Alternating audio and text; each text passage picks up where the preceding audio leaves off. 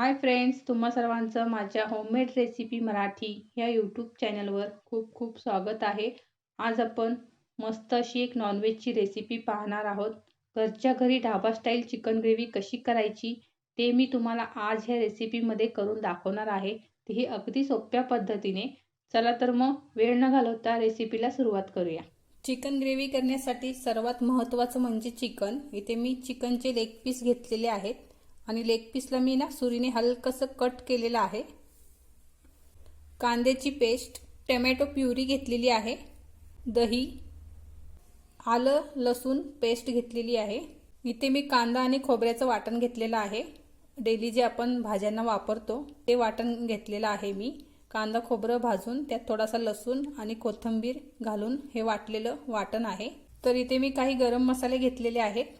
दालचिनी, चक्रीफूल, मोठी इलायची, काळी मिरी, छोटी इलायची, लवंग आणि तमालपत्र, चिरलेली कोथिंबीर, गरम मसाला, हळद, बेडगीचं लाल तिखट घेतलेलं आहे, चिकन मसाला, लिंबाचा रस, मीठ, साखर, कसुरी मेथी, धना पावडर, तेल घेतलेलं आहे।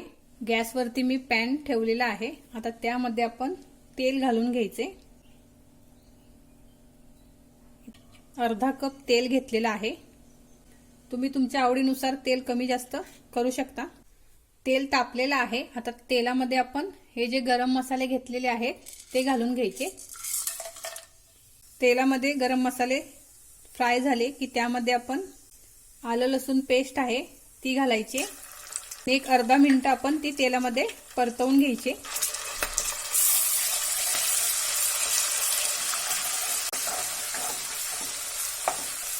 एक अर्धा मिनिट मी आलं लसूण पेस्ट तेलामध्ये फ्राय करून घेतली। आता त्यामध्ये आपण कांद्याची पेस्ट घालूया।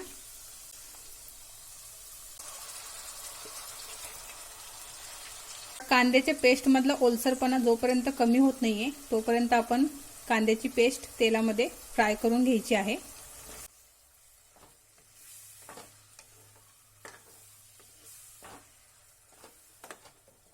कांद्याची पेस्ट मी साधारण 2 मिनिटं तेलामध्ये फ्राय करून घेतलेली आहे। कांद्याच्या पेस्ट मधला ओलसरपणा कमी झालेला आहे आणि कांद्याच्या पेस्टला असं तेल सुटलेलं आहे। मग समजायचं की आपली कांद्याची पेस्ट व्यवस्थित तेलामध्ये फ्राय झालेली आहे। आता आपण यामध्ये हे जे कांदा खोबऱ्याचं वाटण आहे ते घालून ते देखील आपल्याला 1 मिनिट फ्राय करून घ्यायचे। कांदा आणि खोबऱ्याचं वाटण देखील मी 1 मिनिट तेलामध्ये फ्राय करून घेतलेलं आहे। टोमॅटो प्युरी जी आहे ती घालून ती सुद्धा फ्राय करून घ्यायची। टोमॅटो प्युरी सुद्धा आपल्याला 2 ते 3 मिनिट तेलामध्ये व्यवस्थित फ्राय करून घ्यायची।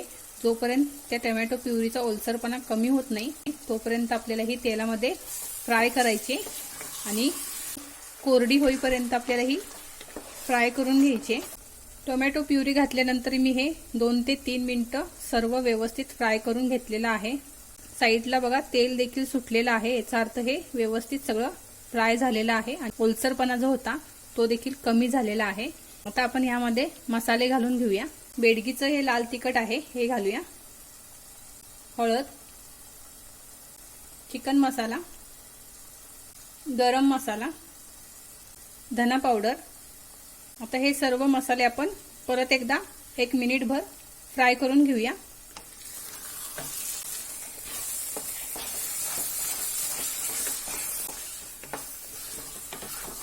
मसाले घातल्यानंतर 1 ते 2 मिनिट मी हे मस्त फ्राय करून घेतलेलं आहे। आता यामध्ये मी साखर आहे ती घालायची।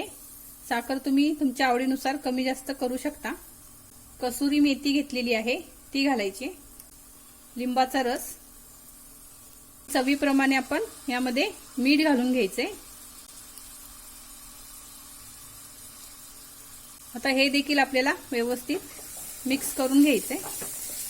साखरेने काय होतं, चिकनला मस्त चव येते अगदी हॉटेल सारखी आणि थोडासा आपल्या ग्रेव्हीचा कलर देखील चेंज होतो। ग्रेव्हीला कलर देखील छान येतो।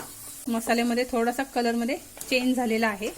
आता हे मी व्यवस्थित मिक्स करून घेतले। आता यामध्ये आपण दही घालून घ्यायचे। आणि दही देखील आपल्याला व्यवस्थित मिक्स करून घ्यायचे। आता दही घातल्यानंतर आपल्याला हे सर्व 2 मिनिटं व्यवस्थित मिक्स करून घ्यायचे आणि तेल सुटेपर्यंत आपण हे फ्राय करून घ्यायचे। दही घातल्यानंतर 2 मिनिटं मी हे व्यवस्थित फ्राय करून घेतलेलं आहे आणि ह्याला देखील तेल सुटलेलं आहे। आता आपण यामध्ये चिकनचे जे लेग पीस आहेत ते घालून घेऊया।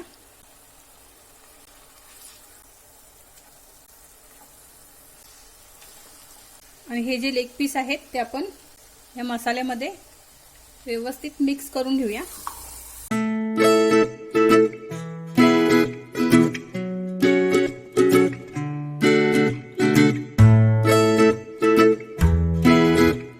आता हे लेग पीस आहेत ते मी मसाल्यामध्ये व्यवस्थित मिक्स करून घेतलेले आहेत। आता यामध्ये मी एक छोटी वाटी पाणी घालते। एक छोटी वाटी यामध्ये पाणी घालून 15 ते 20 मिनिटं लागतात चिकन शिजायला।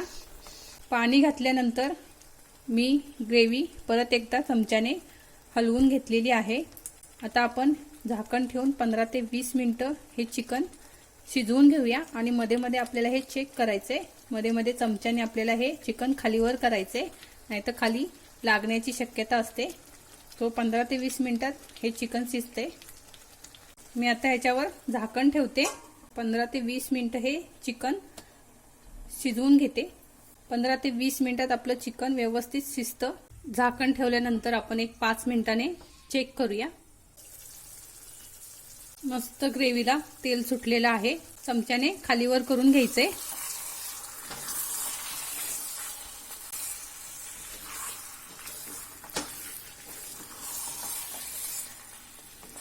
चमच्याने मी चिकन एकदा व्यवस्थित खालीवर करून घेतलेलं आहे। 15 ते 20 मिनिटं चिकन शिजवून घ्यायचे। 15 ते 20 मिनिटं झालेले आहेत। आपलं चिकन हे शिजतंय आणि चिकन व्यवस्थित शिजलेलं आहे। त्यामध्ये मी ह्याला चेक करत होते, चमच्याने हलवत होते। आता यामध्ये आपण ही जी चिरलेली कोथिंबीर आहे ती घालून कोथिंबीर एकदा आपण चमच्याने मिक्स करून घेऊया।